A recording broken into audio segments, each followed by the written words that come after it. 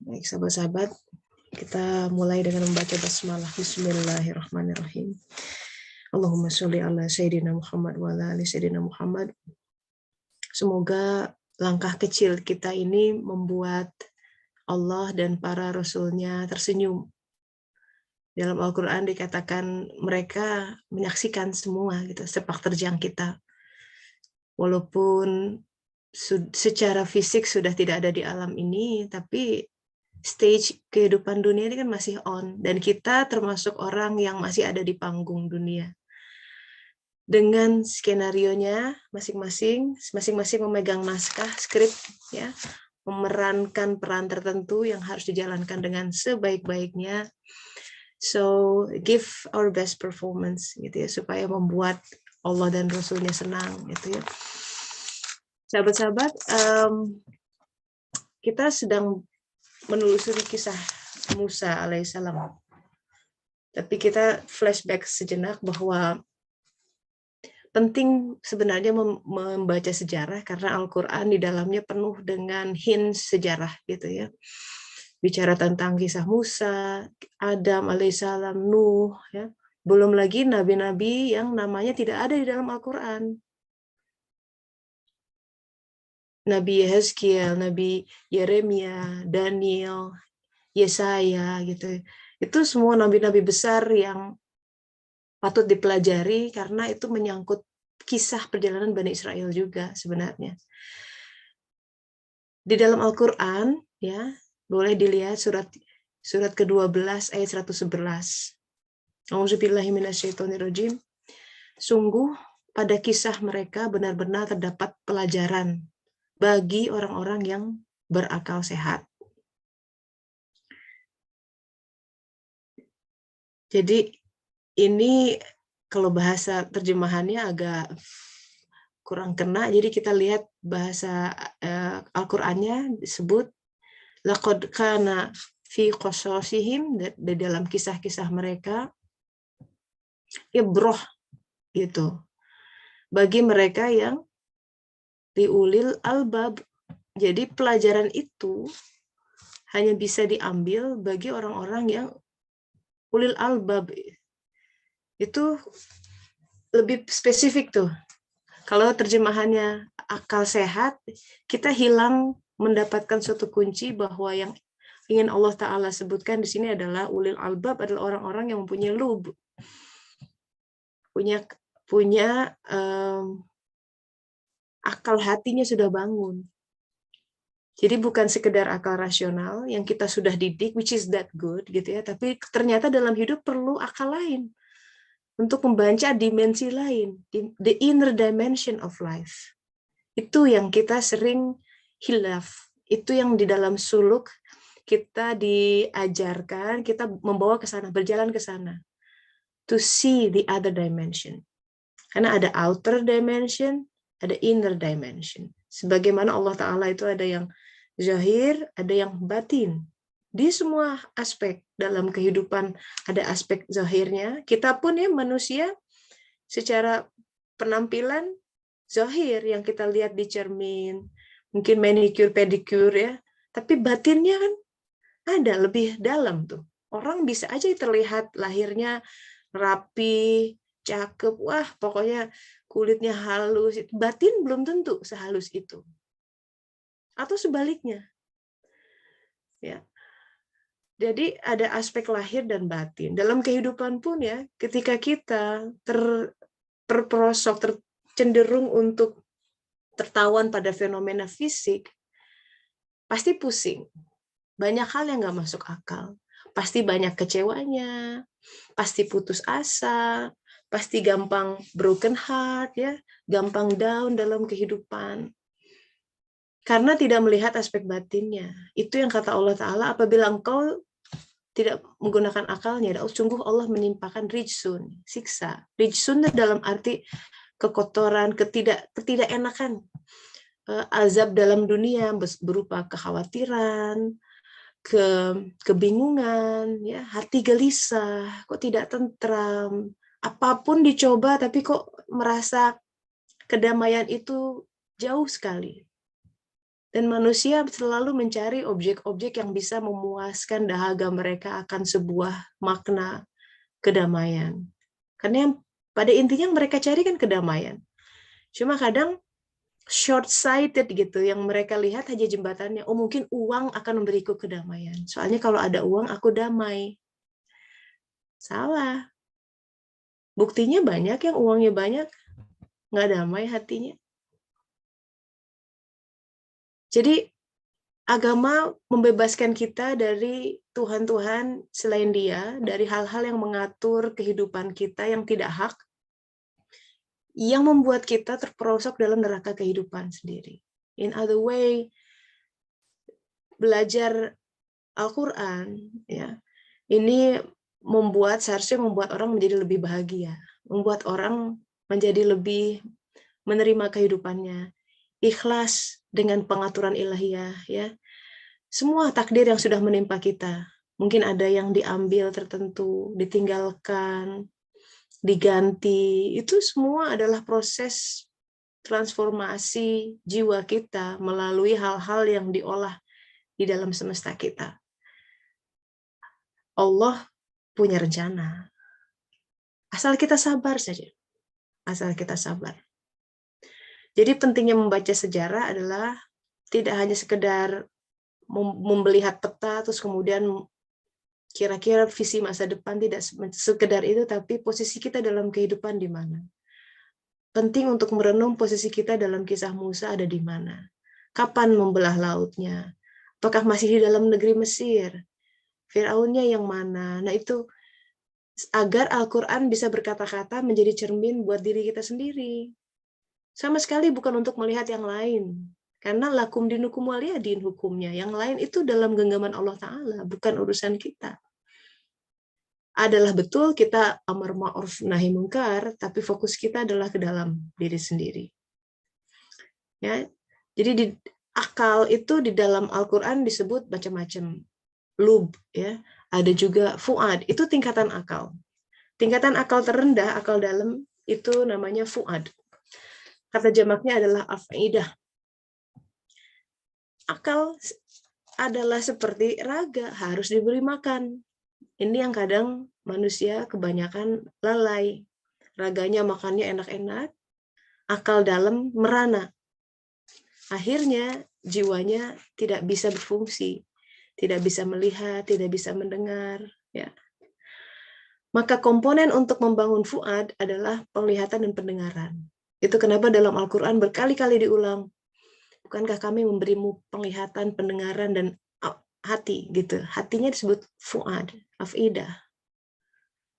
Jadi penting untuk membaca hal-hal yang bisa membangkitkan fuad. Kisah-kisah seperti ini juga mendengar, barangkali yang lagi di mobil atau di rumah sambil apa gitu, sambil mendengar. Jadi memang komponen mata, penglihatan dan pendengaran harus diseleksi. Bacaannya juga, kan hati udah mulai membaca tuh.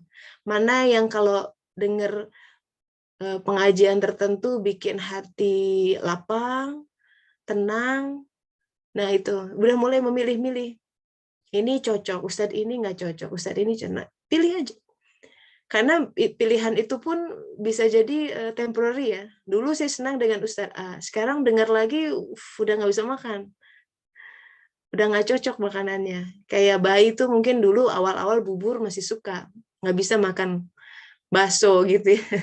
Bakso pun ada masanya kalau ternyata punya asam urat misalkan, ya udah nggak bisa makan bakso urat misal. Jadi semua makanan disesuaikan ya. Bukan berarti yang satu lebih baik daripada yang lainnya, tapi ini semacam prasmanan dalam kehidupan, kita pilih makanan yang thayyib buat diri masing-masing. Ya.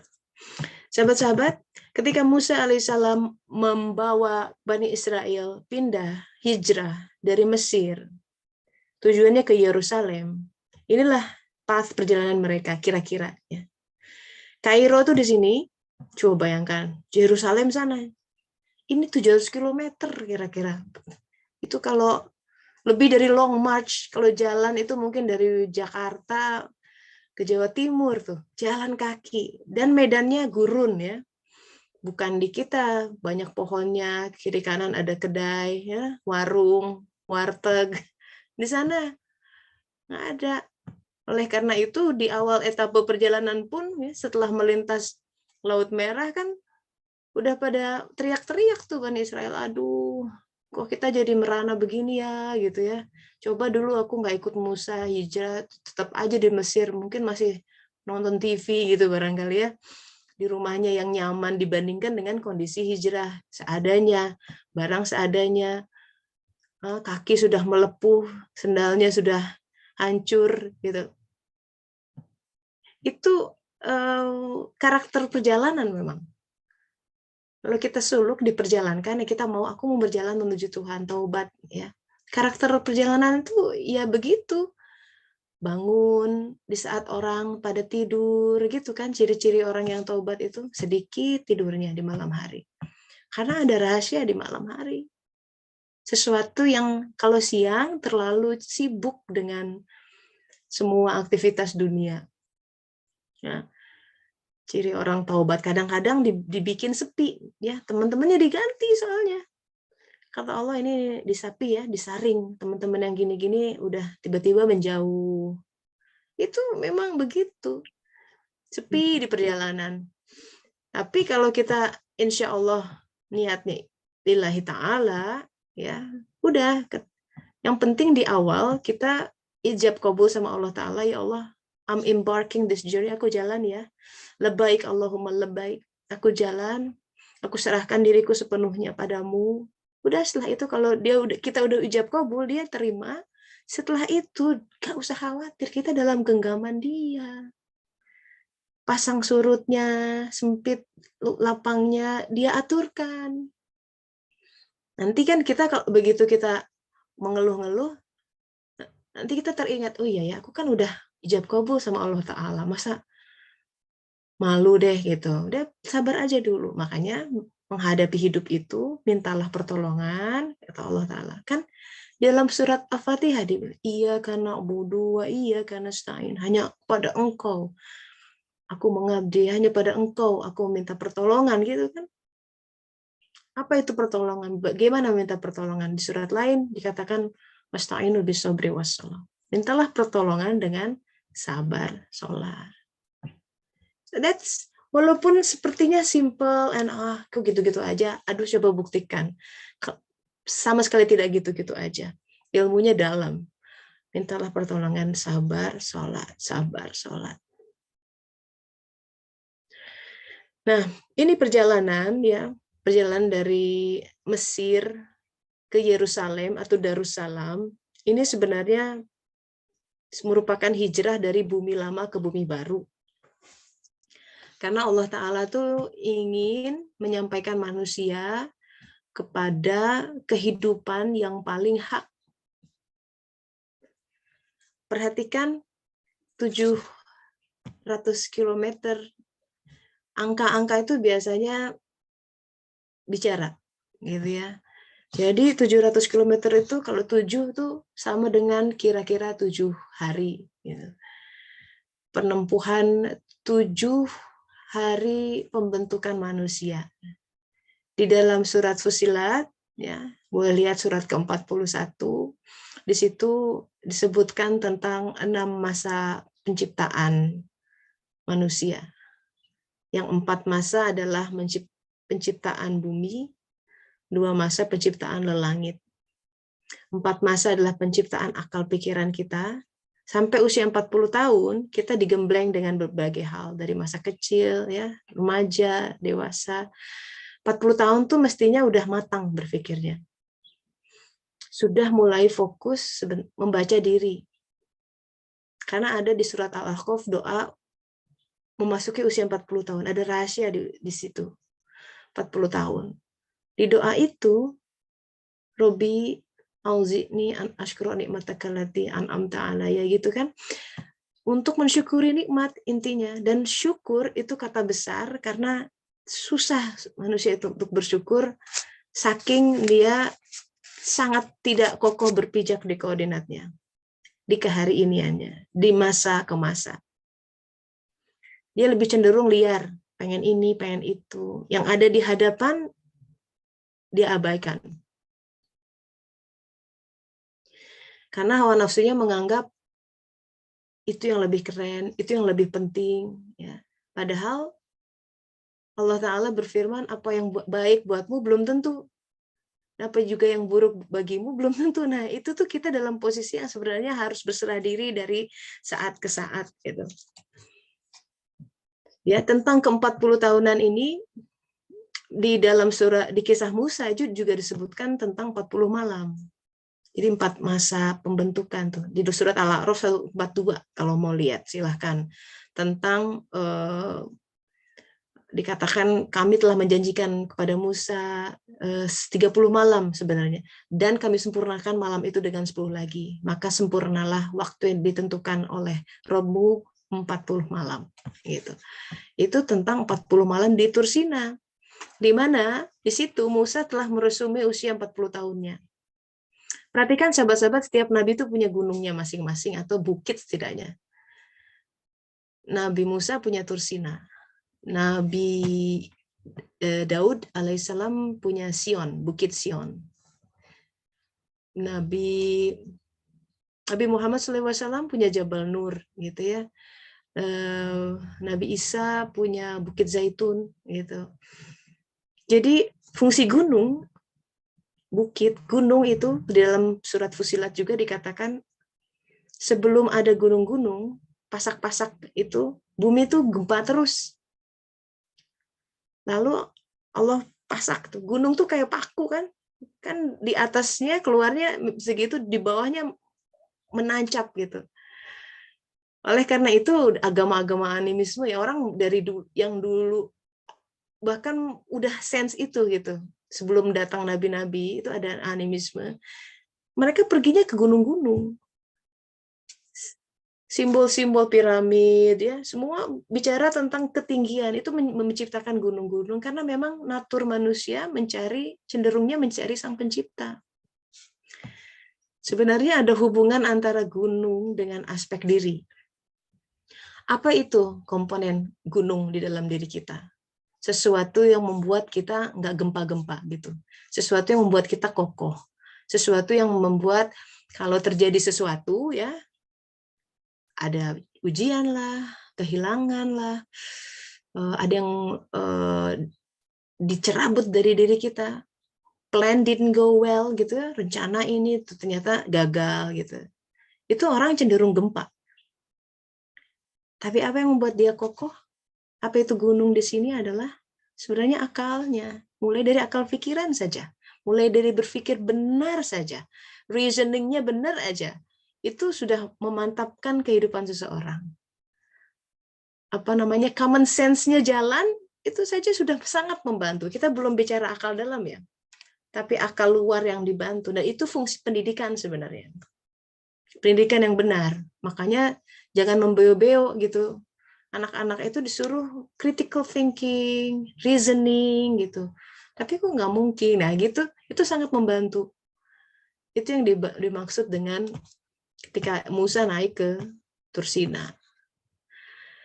Nah, 40 malam itu yang terjadi adalah ketika Musanya naik, umatnya melenceng gitu ya. Tentang 40 tahun ini, ya biasanya memasuki usia 40 tahun, mau itu 39, 38, pasti ada momen besar dalam hidup. Coba perhatikan. Ada momen besar. Dihijrahkanlah, kehidupannya ada yang macam-macam lah. Pokoknya banyak hal-hal yang mulai menyeru manusia untuk fokus pada Sang Pencipta. Yang menarik, di dalam tahapan psikologi pun sebenarnya dikenal 6 masa itu gitu. Jadi ada 4 masa, namanya 4 masa dewasa awal. Jadi anak lahir itu balita kan 0 sampai 5 tahun, sekolah dasar 5 sampai 12 tahun, sekolah menengah kan SMP SMA 13 sampai 19 tahun. Kuliah tuh mulai dewasa awal tuh, Anak harus mulai diajarin bersuluk tuh, makanya suluk itu masuk di tahap 4, jadi tahap anak-anak kuliah lah. Karena mulai bisa reasoning. Kalau SD belum dia masih terlalu hijau.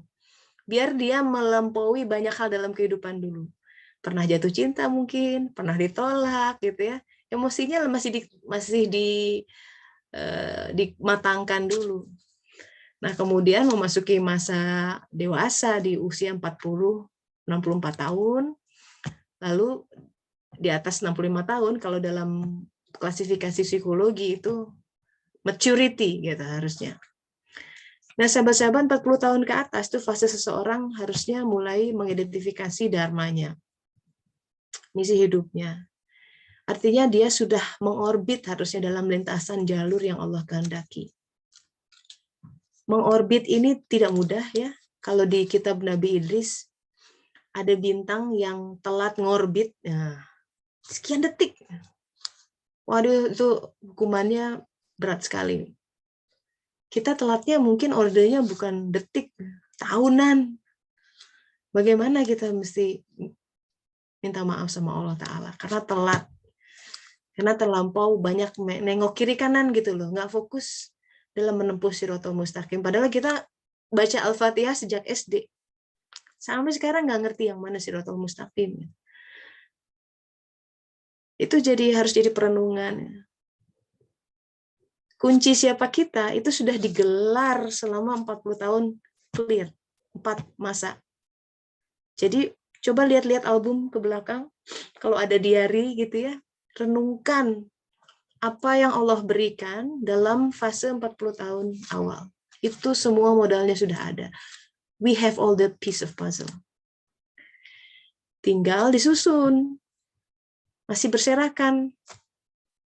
Kalau masih berserakan, tidak tampak ini gambar apa. Puzzle binatang kah? Tentang pemandangan. Memang sudah kelihatan warna-warnanya. Cuman the real image-nya apa. Dan bahkan di situ akan ada tulisan Allah Ta'ala yang menyatakan, this is who you are.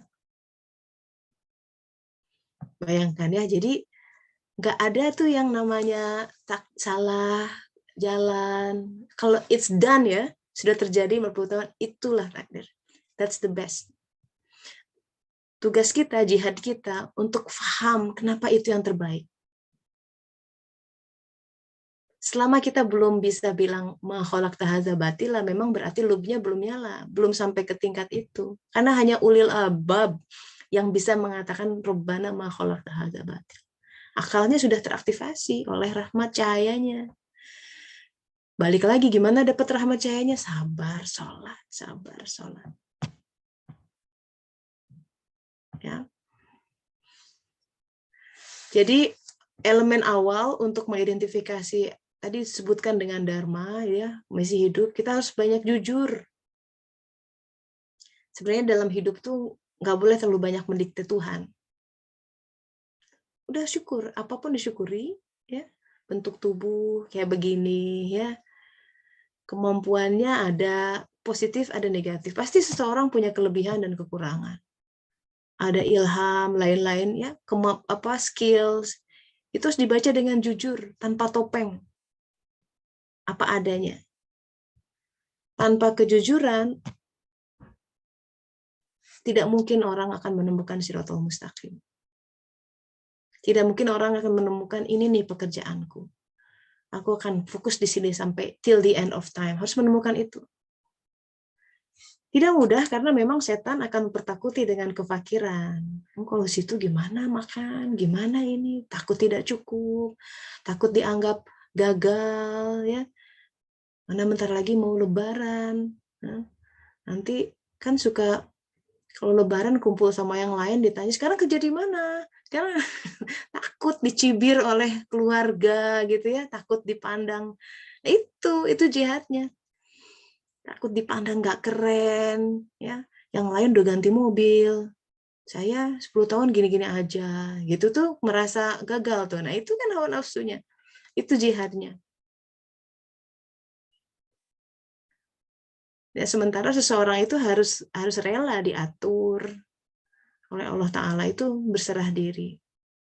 Nah, kalau kita sudah ridho dengan ketetapannya, nggak apa-apa, aku punya mobilnya yang itu, pasangan yang itu, nggak apa-apa, aku nggak apa-apa, semuanya nggak apa-apa, it's okay. Terima kasih ya Allah, terima kasih. Itu jihadnya ya. Kalau sudah ridho dengan kodonya, itu tanda dia ridho sama kita. Kalau sudah begitu, mengembang cinta di dalam jiwa kita. Makin itulah keindahan dalam hidup. Semua menjadi bermakna. Semua hal yang namanya siang dan malam, yang namanya terlambat. Ya dulu kalau kesel kalau terlambat, sekarang dimaknai, dinikmati saja. Belum saatnya memang gitu. Kan jadi indah. Dulu kalau doa tidak terkabul akan misuh-misuh, mana sih Tuhan katanya mengabulkan doa, aku minta segini aja nggak bisa. Kata Rasulullah, kalau orang bicara begitu, makin nggak dikabul doanya. Makin harus dibersihkan lagi. Kan banyak aspek-aspek dalam agama yang kita tidak tahu tuh ya. Adab berdoa, adab bicara. Nah itu suluk adalah untuk belajar itu. Belajar dari kisah nabi-nabi. Bagaimana kalau jiwanya lagi hilang sebentar aja, berantakan itu. Jadi kita sungguh dalam sebuah hal yang pelik dan sangat urgent, yang para sahabat dulu melihat ini, ya Allah, kalau enggak ditolong Allah tuh jelas nggak akan selamat. Gitu. Jadi inilah perjalanan Musa dan Bani Israel dari tanah lama, bumi lama ke bumi baru adalah untuk membawa kita kepada kehidupan yang lebih hakiki, kehidupan yang lebih kita banget, yang di situ mana dan sawahnya keluar. Di situ rezeki lahiriah dan batiniahnya ada. Yang di situ antara langit dan bumi menyatu. Aspek batiniah dan aspek lahiriah kita menyatu dengan damai. Namanya juga Darussalam, negeri kedamaian. Mau ke sana? Ya, itulah. Itu yang kita semua, ihdinas siratal mustaqim. Siratal mustaqim adalah jalan di mana orang-orang yang diberi nikmat. Di dalam surat An-Nisa 69, 4 golongan orang yang diberi nikmat, nabi-nabi, siddiqin, syuhada, solihin. Setidaknya level terendah itu harus solihin, yaitu orang yang sudah mengerjakan amal soleh. Itu yang dituntun dalam surat Toha ayat 82, urutannya adalah wa inilal ghafaru, dan aku menjadi maha pengampun bagi yang siapa? Taubat, iman, amal soleh, sumah tada, nanti ditunjuki. Itu sahabat-sahabat ya. Jadi hikmah dari 40 malam itu adalah masa membangun pikiran kita. Konsep-konsep kita di bumi harus benar cara berpikirnya. Tauhidnya mesti benar, supaya kita masing-masing semoga Allah sampaikan ke the promised land gitu ya, the Yerusalem, Darussalam masing-masing, sebuah kehidupan yang terbaik bagi diri kita. Semoga itu bisa tercapai sebelum masa kita perform di atas panggung selesai. Walau alam. Silakan sahabat-sahabat yang mau berdiskusi, bertanya atau sharing.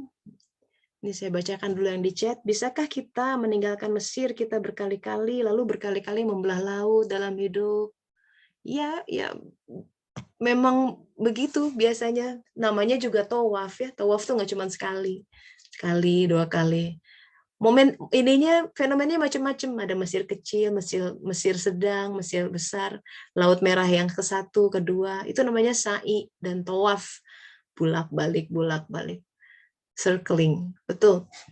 Ya, walau alam. Berikutnya, mirip dengan saya, Mbak. Sudah masuk 40 tahunan, sejak muda sering pindah-pindah. Oke. Ya. Nah, itu juga harus dibaca tuh. Kenapa ya? Sering Allah takdirkan pindah-pindah. Coba bikin satu buku khusus ya, yang memuat semua itu, perjalanan pikiran kita di list gitu. di timeline usia segini lagi di mana, Allah perjalankan di kota mana gitu ya. Ada kejadian-kejadian signifikan nggak yang membentuk kita gitu. Itu dibaca semua. Terus ditawafi, jangan cuma sekali, 2 kali, terus gitu. Ya. Itu ya, kalau kita tidak memikirkan dan tidak meminta, ya Allah, siapa saya, itu tuh harus sampai setiap saat mikirnya harusnya. Tiap hari seminimalnya itu dipikirin, jadi bagian dari kegelisahan kita. Karena jangan-jangan kita hidup dalam sebuah topeng, bukan diri kita yang sebenarnya. And that's why kita nggak pernah bahagia yang utuh gitu. Selalu ada missing link, missing pieces, selalu ada hollow gitu, lubang di dalam jiwa kita, karena di situ kita nggak jejak, tidak teguh. Jadi kalau air tuh ya bocornya di situ. Kalau kapal deh ada lubang di situ. Apa itu gitu.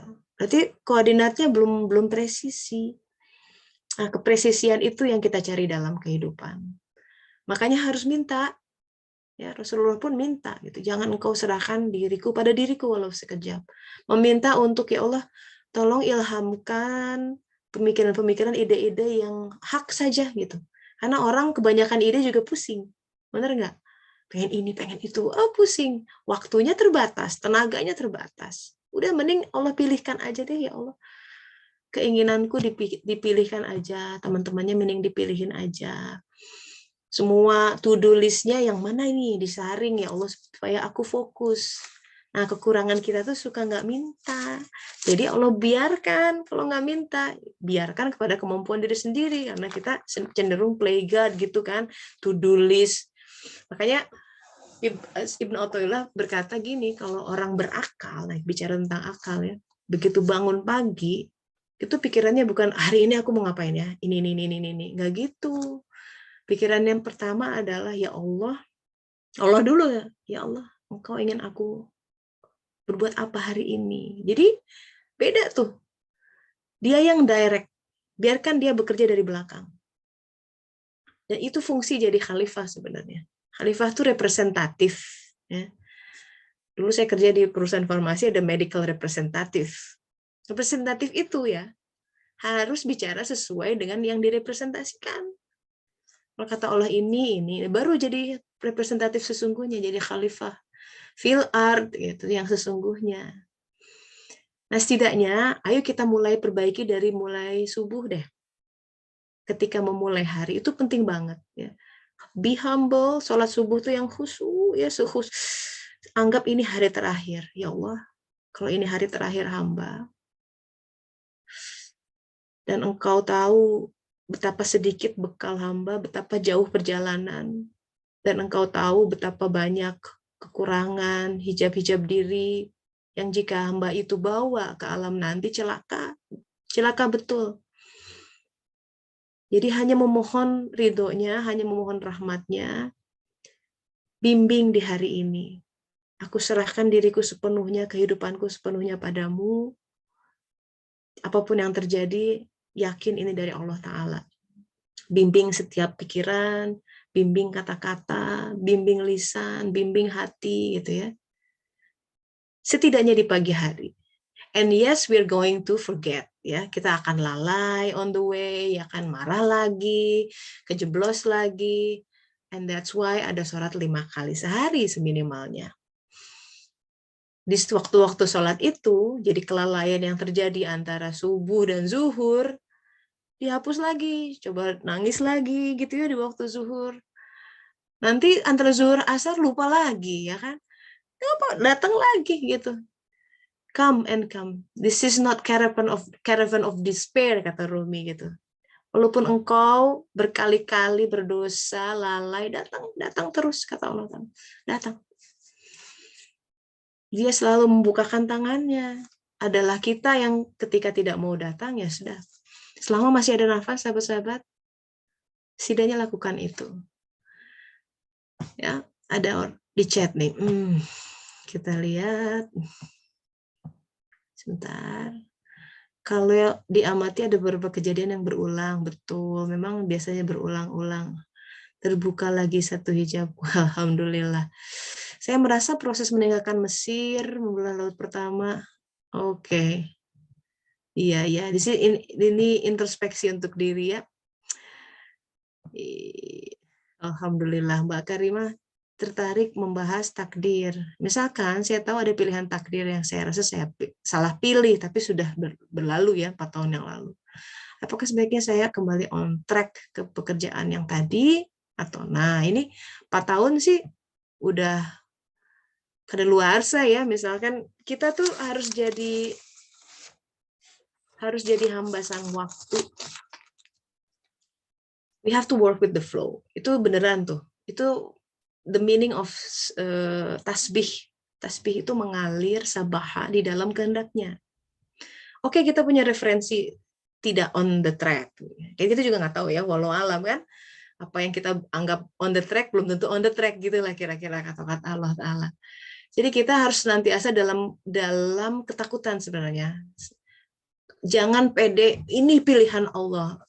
Itu bisa memancing makarnya gitu. Walaupun sudah di confirm banyak hal, merasa kemudahan dibuka gitu, harus selalu ya Allah jangan sampai tergelincir, jangan gitu. Selalu takut dia melepaskan genggamannya walaupun sedetik. Aduh, itu malapetakannya di situ. Ketika kita ambil alih setir, sedetik aja meleng, wah itu penyimpangannya ngeri banget. Satu langkah seperti di ular tangga tuh, kita nggak tahu ularnya wus jatuh ke bawah. Nauzubillah min dzalik. Itu tapi sebuah ketakutan yang indah, sebuah ketakutan yang membawa kita pengen memeluk Tuhan gitu. Ya Allah, pegang aku ya, pegang aku gitu. Aku tidak mau, pokoknya kalau anak kecil tuh nggak pegangan terus nggak mau dilepas. Itu mentalitasnya. Itu kalau kita membangun itu terus tawakal, nggak akan takut sama apapun. Nggak akan. Jadi ketakutan kita kepada segala sesuatu selain Allah jelas datang dari penyerahan diri kita kepada objek-objek itu. Ngeri ya? Beda banget tuh kalau kita menyerahkan diri pada Allah, jadi berani sama yang lain. Takutnya pada Allah sih, takut pada Allah membawa kita damai, aneh tuh ya. Biasanya kita kalau takut nggak damai. Takut mati, takut nggak bisa bayar sekolah, takut nggak bisa bayar rumah. Takut itu biasanya membawa gelisah, tapi takut kepada Allah anehnya membawa damai. Fear is the beginning of knowledge gitu di Alkitab. Bahkan karena takut itu diajari sesuatu di situ. Itu yang aneh. Itu yang seharusnya membawa kita, udah, aku dekatnya sama Allah aja. Udahlah. Pokoknya apa kata orang terserah, pokoknya apa kata Allah. Yang kita sibuk adalah gimana ini di hadapan Allah. Di hadapan orang sih peduli amat gitu ya. Kita nggak ada. There's no business with them. Kita lahir ya dipinjemin semua ini. Tadinya nggak ada nama, nggak ada nafas, nggak ada jiwa, nggak ada raga. Tiba-tiba bisa ngomong, bisa melihat. Coba dari mana sahabat-sahabat? Kita kembalikan itu semua. Semoga kita dalam penggal terakhir nih ya, sisa-sisa hidup yang ada, Allah beri rahmat, semoga itu menjadi yang terbaik. Bisa menutup husnul khotimah, menjadi penutup yang baik. Oke, yang lalu sudah berlalu, tinggal banyak-banyak istighfar. Karena jelas kata Rasulullah, istighfar itu akan membuka rezeki lahir batin, rezeki kedamaian batin tuh ya, rezeki ilmu, ya rezeki cahaya, agar fuadnya nyala tuh, akal dalamnya nyala. Ketutup kalau kurang istighfar. Tapi istighfarnya juga gimana bisa istighfar kalau dia tidak paham apa yang diistighfari gitu loh. Kan jadinya hambar. Coba kita sama pasangan ya. Kenapa? Kok kayaknya ngambek? Ya udah aku minta maaf. Adik kita tahu orang minta maaf nggak sungguh-sungguh gitu. Minta maaf deh. Cuman mulutnya aja. Nah itu kayak kita istighfar astagfirullah. Mulutnya doang. hatinya nggak ngerti apa yang diistighfari. Kalau benar-benar istighfarnya benar, ya di dalam kitab Futuhat itu Ibnu Arabi mengatakan kalau istighfarnya benar, karena istighfar itu yang menutupi ada gap, keterjarakan, sebuah keberjarakan kita sama Allah Ta'ala. Dosa itu kan bikin jarak. And by all means yang namanya jahanam is about keberjarakan sama Allah Ta'ala. Itu yang bikin kita menderita dan di dalam neraka. Karena jauh dari sumber cahaya. Makin berjarak, makin berjarak. Istighfar menutupi itu. Lubangnya ditutup. Sekali kita istighfar dengan kualitas istighfar yang astagfirullah, itu saya hilaf lagi ya Allah, astagfirullah, astagfirullah gitu ya. Satu malaikat dikirim nutup lubang itu. Tutup, tutup. Semua jalan itu membentuk jembatan. Kita tuh sedang menempuh Shirathul Mustaqim sebenarnya di sini. Coba perhatikan di dalam Al-Quran, kata Shirathul Mustaqim itu konteksnya di kehidupan ini. Karena yang disebut jembatan di sana di akhirat nanti bukan disebut Shirathul Mustaqim, tapi As-Shirath. Dalam di situ ada hal. Jadi Shirathul Mustaqim jembatan yang tegak. Tidak hanya lurus tapi mustaqim kan tegak. Aqimus sholat, tegak. Ada sumbu vertikal. Agar di dalam setiap hal yang kita lakukan, Allahnya ada. Itu fungsi sumbu vertikal. Langitnya menyatu dengan buminya, itu terberkahi. Dan itu suluk, dan itu the meaning of the journey, gini ya, perjalanan panjang kehidupan kita yang di-capture dalam kisah Musa dan Bani Israel dalam perjalanan menempuh 700 km sampai ke Yerusalem. Ya, untuk membentuk Shirathul Mustaqimnya. Nah, kalau banyak bolong di dalam jembatan itu yang tidak diistighfari, lalai untuk diistighfari, dan istighfari karena tidak paham aku salah apa gitu. Maka orang yang dirahmati adalah dia yang ditampakkan kelemahannya. Dan sebenarnya kalau dia buka mata, buka telinga, buka hati ya, akan nampak bahwa di balik fenomena dia yang mencuri memang, tapi kesalahannya ada di aku. Itu harus sampai bisa begitu tuh. Aneh ya. Kalau kita kan lebih cenderung gara-gara dia. Tunjuk tangan gitu. Ya udah, nggak susah bersuluk kalau begitu. Padahal Allah mengizinkan sesuatu terjadi ya untuk mengambil hijab di dalam hati kita. Tapi tujuan itu tidak akan tercapai kalau kita masih lempar batu ke orang lain. Gara-gara dia nih aku begini. Ya udah, akhirnya yang salah dia. Kita merasa bersih. Gagal lah itu skema. Nanti dicoba lagi. Dengan yang lain, dengan yang lain. Begitu. Sehingga semua lapisan di dalam kolb kita harus bersih. Selapis demi selapis. Itu bersuluk. Wallahu alam. Ada pertanyaan soal penerimaan takdir. Kadang hari ini sangat ridho menerima keadaan, tapi beberapa waktu kemudian tiba-tiba berkurang ridhonya. Apa memang begini ujiannya? Ya memang ini natur orang yang dalam perjalanan begitu. Kan tadi sudah disebutkan, perjalanan itu susah ya, kurang air kadang-kadang. Kalau sudah sampai, itu nggak akan naik turun begitu. Stabil. Nah, artinya apa? Jangan berhenti terus jalan. Memang naturnya begitu.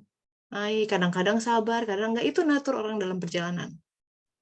Makanya bersuluk terus, salik ya, jadi salik yang benar harus sampai Yerusalem. Tanah yang diridhoi. Ya, nanti kita akan mengungkap apa itu Yerusalem. Kenapa di situ karena ada Baitullah di situ ya. Dia berangkat ke Baitullah. Sejarahnya panjang ya. Berkaitan dengan setelah Sulaiman alaihissalam meninggal, kerajaan Yahudi terbelah dua, Yahudi utara, selatan gitu ya. Seru gitu, tidak akan mungkin disebutkan sekarang. So, anyone wants to say anything? Silahkan, open mic.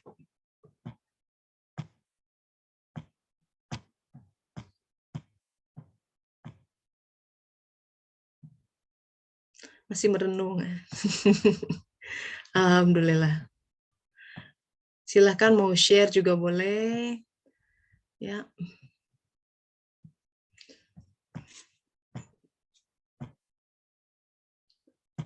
Insya Allah minggu depan kita ada satu pertemuan lagi sebelum jeda liburan musim dingin.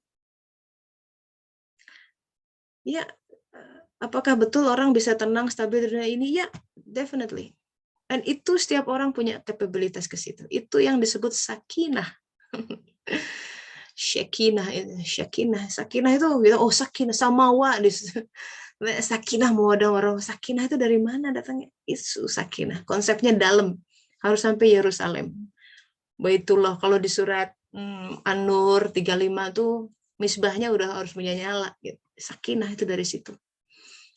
Yang nggak ada harus sampai kepada al-yakin ya, sampai kepada yakin, ya, teguh aja gitu. Nabi-nabi itu golongan manusia yang ujiannya terberat sedunia. Coba Nabi Ibrahim mau dibakar begitu ya. Gunung itu bakarannya bukan semeter 2 meter, sampai menggunung. Panas banget, bisa gosong dalam hitungan cepat. Jibril alaihissalam datang, malaikat tertinggi loh, malaikat muqarrabun. Mau nggak aku bantu? Kalau orang kan didatangin, wow malaikat Jibril keren gitu. Tauhid Nabi Ibrahim, nah, biarkan dia yang membuat aku di sini yang membantuku. Dia langsung sama Allah Ta'ala urusannya. Terus kata Allah, api dingin lah, begitu. Nabi-nabi ada yang badannya digergaji gitu ya, kehidupan ininya, difitnah bertahun-tahun gitu. Tapi sakinah, tenang hatinya. Manusia kebanyakan aneh ya, tenang, hidupnya nggak bermasalah, enak, house with swimming pool probably, you name it lah, semua luxury dunia dapat, toh nggak happy, toh bunuh jeder gitu. Itu harus jadi ayat tuh, kenapa ya? Jadi apa dong ketenangan itu dari mana? Ya, oke. Hanya melalui suluk bisa tercapai sakinah. Bagaimana dengan nabi-nabi yang cobaannya ada terus? Ya, jadi untuk mencapai sakinah wajib bersuluk. Ya, dalam suluk dalam konteks ya kan ya Al-Qur'an ya. Salahkah kemudian tempuhlah jalan kering di tengah laut, itu semua kita bicara Al-Qur'an. Memang panduannya seperti itu. Harus berjalan. Lawong yang diminta tiap hari ihdinas siratal mustaqim, tunjukkan aku jalan. Ini dimintanya jalan kan? Ya harus berjalan. You have to walk that path. Ya, walau alam. Anyone else? Silahkan. Boleh di open mic aja, jangan ragu-ragu, jangan. Silakan. Halo, assalamualaikum, Mbak Fesa. Waalaikumsalam warahmatullahi. Ya, Mbak. Ini saya pertama kali sih open mic di sini ya sebenarnya. Lanjut yang cerita tadi teh, sebenarnya ini terkait sama apa ya, kalau istilahnya yang buruan yang mudah didapat, kalau waktu itu pernah dengar dari Mbak Tessa juga. Nah, saya tuh ngerasa ada sebenarnya saya pas pekerjaan yang dulu tuh saya ngambil yang mudah didapat gitu, padahal ada satu yang sudah didapatkan, yang lain gimana ya, jadi waktu itu tuh saya kan punya dapat offering dari salah satu perusahaan gitu. Di samping itu saya juga dapat offering lain nih dari perusahaan saya yang sekarang gitu. Nah, secara kacamata dunia sih saya milih yang sekarang karena gajinya ya lebih besar gitu kan. Tapi setelah saya pikir-pikir lagi, sebenarnya saat itu tuh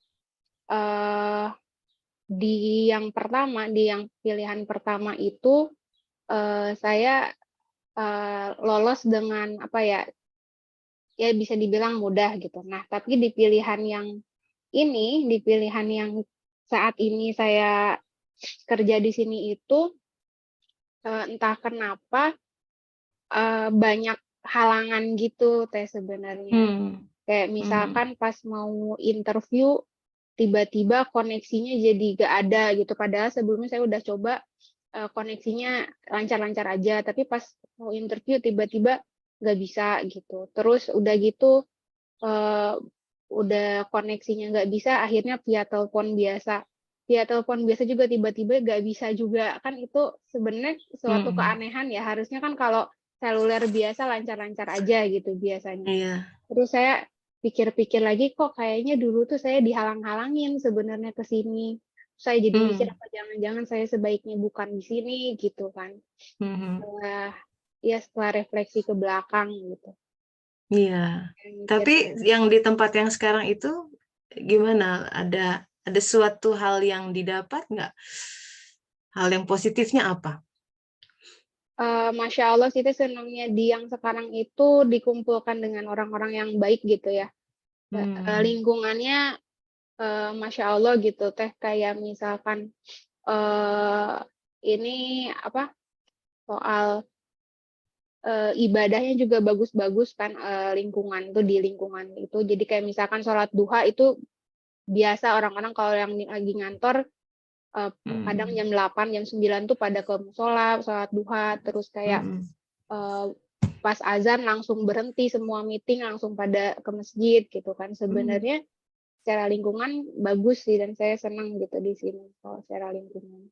Cuman takutnya itu tadi apa jangan-jangan saya dihalang-halangin tuh apakah pertanda atau bukan yang kayak gitu-gitu tuh kalau kejadian seperti itu gitu. Ya.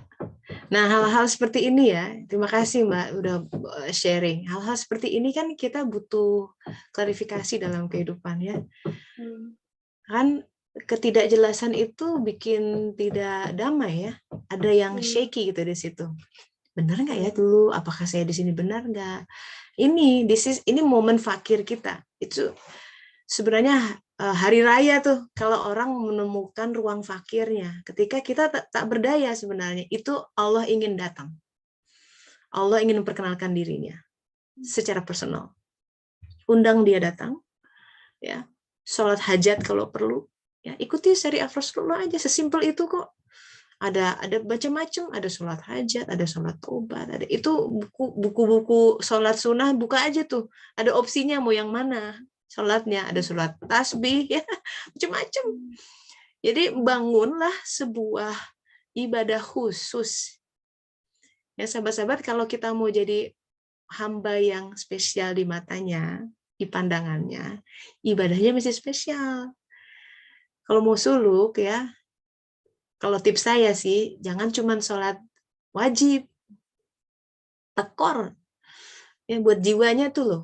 Ya, kan sholat itu cahaya sebenarnya. Kalau semakin kita khusus, semakin cahayanya banyak, semakin jiwanya makan. Semakin jiwa makan, semakin dia kuat. Akalnya kuat, semakin akal kuat, semakin dia pinter ngebaca tuh. Oh ini tuh ini tuh itu aneh, harus bisa membedakan tuh ketika oh iya ya, transformasi dulu tuh saya pusing kalau ngadepin kayak gini-gini, sekarang di situ kita melihat aku diubah olehnya gitu. Jadi bukan di situ kita baru merasa ini bukan aku nih, karena aku yang dulu nggak begini. Dan di situ kita bisa bertestimoni, di situ kita bisa mengagungkan Allah Ta'ala, di situ kita Allahu Akbarnya dalam, Allahu Akbar, di situ kita Alhamdulillahnya dalam. Sekarang yang sudah terjadi, ya. Makanya fokus saya lebih ke apa hal positif yang ada yang saat ini. Itu saja dulu. Lebih baik begitu, karena kalau sudah Allah izinkan terjadi, pasti ada kebaikan di situ. Jadi tugas Mbak Karimah adalah menggali kebaikan yang paling tinggi yang telah Allah siapkan di penggal ini, di episode ini, di tempat dimanapun kita berpijak, itu harus sampai dapat mutiaranya, harus sampai dapat al-haqnya. Al-haq itu yang akan nanti ditimbang. Dalam Al-Quran dikatakan timbangan mizan di hari itu adalah al-haq. Berapa banyak sih kita meraih al-haq, kebenaran di balik itu semua. Jadi fokusnya ke situ, Ya, daripada benar enggak, itu akan kita jadi melemahkan. Sekarang gini, udah alhamdulillah ya Allah, ya. Jadi ijab kabul itu powerful loh sahabat-sahabat ya. Komunikasi itu tidak hanya suami istri, sama anak, komunikasi sama Allah bisa banyak-banyak gitu. Ya Allah, aku terima nih pekerjaan ya. Terima kasih sekali. Terima kasih, mohon dibimbing. Nah gitu. Bicara gitu sama dia. Nanti hal-hal yang terbaiknya akan keluar, akan terbaca. Sebenarnya ada, cuman kalau kita tidak minta, nggak akan teridentifikasi itu semua. Itu pentingnya berdoa. Berdoa itu bukan buat Allah. Allah sudah tahu apa yang kita inginkan sebenarnya. Tapi ketika kita melisankan itu, ada sebuah conscious level di situ. Kita menjadi fokusnya jadi berubah gitu di situ. Ya, jadi fokus yang ada ya dalam hal yang sama, semua sahabat-sahabat juga ya. Aduh, dulu aku nikah sama itu, jangan-jangan kan dulu tuh sebenarnya tidak dipermudah, jangan-jangan dia bukan jodohku. Udah nggak usah mikir begitu. Sekarang tuh pada kenyataannya kita dipasangkan, ya nggak? Do your best itu. Apapun itu, ke dalam kasus Mbak Karimah pekerjaan, yang lain mungkin pasangan, yang lain tempat tinggal, yang lain keputusan untuk mengambil suatu pekerjaan, misalkan aktivitas, keputusan untuk meninggalkan pekerjaan, whatever it is, it's done. Done, it's done. Kalau sudah terjadi, Allah izinkan. Izin Allah itu suci. Berarti kalau diizinkan ada path lain, kata Allah, oke, kamu ambil ya, aku sudah simpan hikmah di sana. Temukan itu. Temukan itu. Di bumi di mana kita berpijak tuh sahabat-sahabat, itu harta karunnya di situ, nggak jauh-jauh. Nggak jauh-jauh. Jadi itulah sumber kebahagiaan kita, dan dengannya kita bisa be happy anytime, anywhere, dengan sakinah ya, dengan level sakinah macam-macam. Allah akan karuniakan kesejukan hati. Beda kalau sesuatu itu datang dari Allah, dia akan kokoh, nyes gitu ya, hangat, juga dingin. Yang dingin tuh mendinginkan yang amarah, mendinginkan apa? Senyum. Seperti dalam surat Fussilat, datanglah kalian, baik terpaksa, tau'an au karhan, sukacita atau terpaksa. So it's up to us, kita mau merespon takdir dia dengan sukacita atau terpaksa. Kalau aku pengennya bersukacita. And that's why kita buka kajian ini, so we can all be happy dengan apa yang ada. Ya, badan boleh capek, hati boleh nangis, nggak apa-apa, yang namanya manusia ya, sedih ya sedih, yang nggak mungkin nggak nangis, nggak apa-apa. We admit that. Tapi kembalikan tuh semua kesedihan, kesepian, penyesalan kepada Allah Ta'ala. Hanya Dia yang bisa membasuh hati kita. Nggak ada yang lain, sahabat-sahabat. Alhamdulillah. Terima kasih ya. Alhamdulillah, insya Allah minggu depan terakhir sebelum tahun baru. Ya, karena 23 sampai 30 saya mau ke Belgia sama keluarga. Alhamdulillah, kita akhiri dengan doa akhir majelis, sahabat-sahabat. Subhanaka Allahumma wa bihamdika asyhadu alla ilaha illa anta astaghfiruka wa atubu ilaik. Alhamdulillahirabbil alamin. Mohon maaf kalau ada khilaf. Semoga bermanfaat ya. Mari kita berjalan terus sampai mencapai Darussalam. Amin ya rabbal alamin. Saya pamit dulu. Makasih Bu Iya. Tessa. Sami-sami. Iya, Tessa. Assalamualaikum warahmatullahi wabarakatuh. Waalaikumsalam warahmatullahi wabarakatuh. Yuk.